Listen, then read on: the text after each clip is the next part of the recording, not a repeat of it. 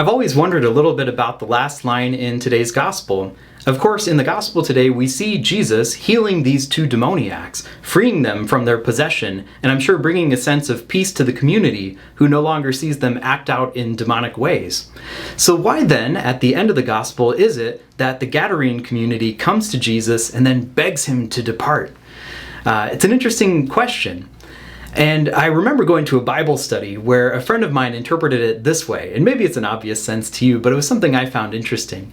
Of course, Jesus driving out these demons sent them into the swine, and they went down the hill, and then they drowned in the lake.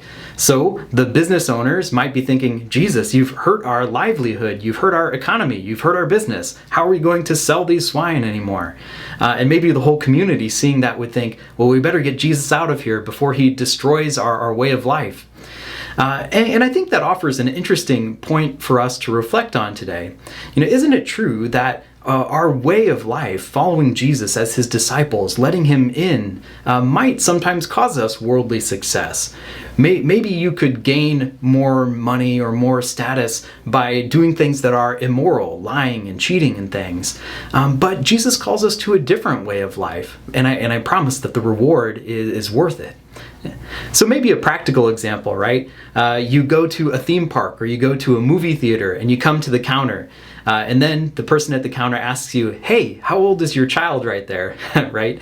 We might be tempted to lie and say that they're younger than they actually are so that we can get a discount on their ticket. But if we're following God's ways, we want to live in the truth, right? And here's, again, when we want to invite the Lord in rather than send him away. Because what do we do when we invite him in? He brings us the healing that he brought to those demoniacs. He brings us the peace that he brings to that community. It may come at the cost of some worldly success, you could say, but the rewards are worth it. And heavenly life, which is the ultimate reward for that, is worth it.